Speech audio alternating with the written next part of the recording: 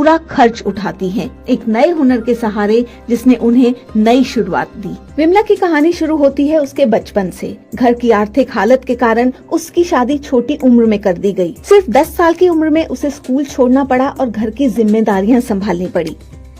10 साल की उम्र में बड़ी बहन के साथ हमारी शादी हो गई तो दूसरे घर जाना पड़ा। ससुराल जाने के बाद में मैं घर के काम में बिजी रहने लगी तो मैं पढ़ नहीं पाई, मेरा सपना अधूरा रह गया।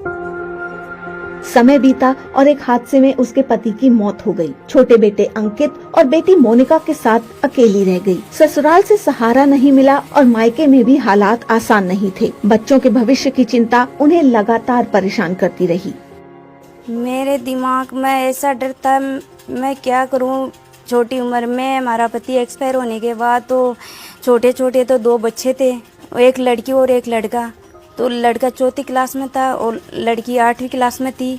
तो मैं ऐसे सोची कैसे पढ़ाऊं, कैसे लिखाऊं, कैसे आगे बढ़ाऊं। मैं बेरोजगार थी तो मैं ऐसे सोची मैं क्या करूं।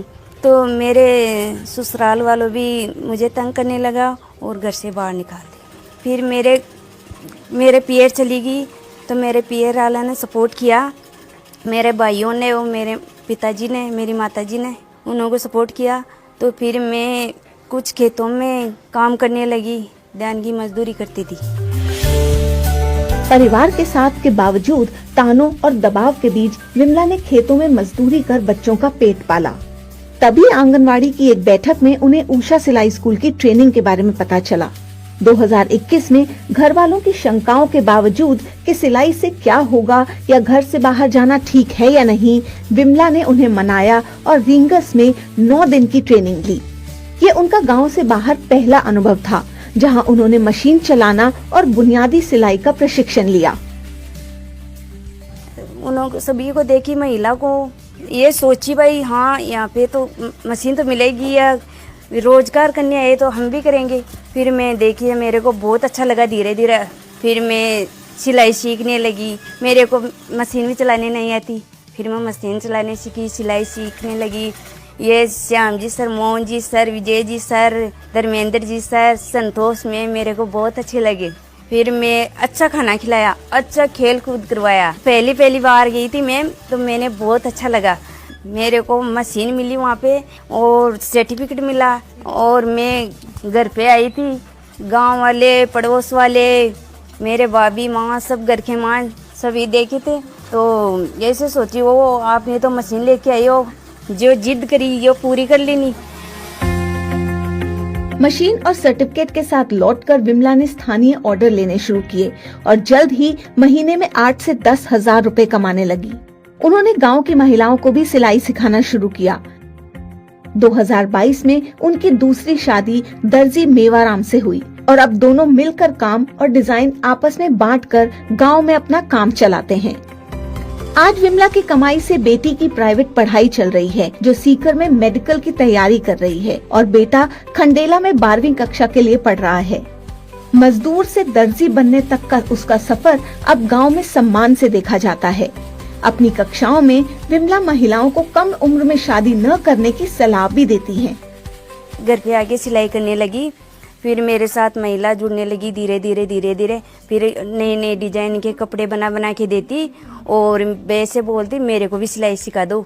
तो मैं उन्हों को भी सिलाई सिखाने लगी और मेरा अच्छा काम चल रहा है। और मैं मेरे बच्चों को भी पढ़ाई लिखाई।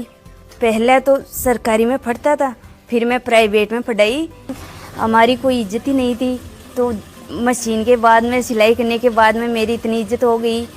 तो हमारे पास नई मैडमा, लेडीज़ सब आती थी हमारे पास। तो मेरे को ऐसे बोलती, आप तो ध्यान की मजदूरी करती थी और आप सिलाई करने लगी, आप तो टेलर बन गई। उस सिलाई का बहुत बहुत शुक्रिया। तो मैंने ये इतनी आगे पहुँचाई। जो भी महिला है तो हमारे पास सिलाई सीखने आती है तो मैं उनको ऐसे बोलती हूँ, आपकी बेटी की छोटी उम्र में कभी शादी नहीं करना चाहिए, क्योंकि मेरी शादी हो गई तो फिर मेरे पछतावा हो रहा है। प्रोग्राम सिर्फ सिलाई सिखाने का प्रोग्राम नहीं है, वो पूरा माइंडसेट चेंज करने का प्रोग्राम है। क्योंकि जब वो 9 डेज या 7 डेज, पहले हम 7 डेज करते थे, अब 9 डेज, जब 9 दिन की जब वो ट्रेनिंग में आती है, वो रेजिडेंशियल ट्रेनिंग है उनके लिए। वो वहाँ रहेगी, वहाँ खेलेगी और महिलाओं के साथ करेगी। यानी जीवन में जो उन्होंने नहीं किया, उनके सपने कहीं न कहीं पीछे छूट गए, तो कहीं न कहीं वो पीछे रह गया है, वो प्रोग्राम उसमें इनबिल्ट करता है, मिलाता है। इसलिए वो महिलाएं सिर्फ सिलाई करना नहीं सीखती है, वो इंटरप्राइजेस बनने का पूरा प्रोसेस से गुजरती है। वो लाइफ स्किल के सेशंस लेती हैं। जो महिला उस प्रशिक्षण में आ रही है वो एंटरप्रेन्योर बन रही है, वो इंटरप्राइज सेटअप करने के प्रोसेस में है। 2011 से हमें ये पूरा प्रोग्राम प्रैक्टिस पे है। हम लोगों ने एक छोटा मॉडल बनाया, उस मॉडल को हमने समाज में प्रैक्टिस के साथ साथ सीखा। तो इन जैसी हमारा एक तो पूरा क्राइटेरिया बना हुआ है कि कौन सी महिला होगी जो इस प्रोग्राम की पार्ट होगी। जैसे उसकी क्या एज होनी चाहिए, वो किस सामाजिक और आर्थिक बैकग्राउंड से आएगी, जो सबसे अंतिम छोर पे है, सामाजिक और आर्थिक रूप से सबसे कमजोर है, वो इस प्रोग्राम की पार्ट है। उसके साथ साथ उसके कुछ और कंपोनेंट है कि वो उस गांव की वो उस गांव की बहू है कि नहीं है, क्योंकि बहू होगी तो पूरे प्रोसेस को चलाएगी पूरे। तो वहां तक पहुंचना ये पूरा प्रक्रिया का हिस्सा है। तो जब विमला का सिलेक्शन हम करने गए तो हमने गांव के बहुत सारे लोगों से पूछा, बहुत सारे लोगों से पूछते आंगनवाड़ी के लोगों से पूछते, और फिर विमला का नहीं आना, विमला भी कुछ कह रही थी, भाई और भाभी नहीं मान रहे थे, नहीं भेजेंगे, फिर भी हमने ट्राई किया। ऐसे हर केस में होता है। यानी एक एक महिला का सिलेक्शन इतने कमाल से किया जाता है जो उसमें वो फिट है कि नहीं। अगर वो फिट नहीं होगी, आज अगर हमने सिलेक्शन में ऊपर नीचे कर दिया है तो मान के चलिए कि वो इम्पैक्ट सिलाई स्कूल पे आने वाला है। वो सिलाई स्कूल या तो चलेगी नहीं तो फिर हमारे लिए बहुत बड़े स्ट्रगल हो। तो वो सिलेक्शन प्रोसेस इतना स्ट्रॉन्ग है कि विमला जैसी बहनों के पास पहुंचना ही पड़ेगा उस पूरे प्रोसेस में। रोज की मजदूरी से एक सम्मानित उद्यमी बनने तक का विमला का सफर दिखाता है कि उषा सिलाई स्कूल जमीनी स्तर पर कितना बदलाव ला रहे हैं। हमारी पहले की कहानियों की महिलाओं की तरह उसका अनुभव भी साबित करता है कि सही ट्रेनिंग और साथ मिल जाए तो दूसरी शुरुआत चाहने वालों के लिए कमाई, परिवार की स्थिरता और समाज में भूमिका, तीनों के दरवाजे खुल जाते हैं।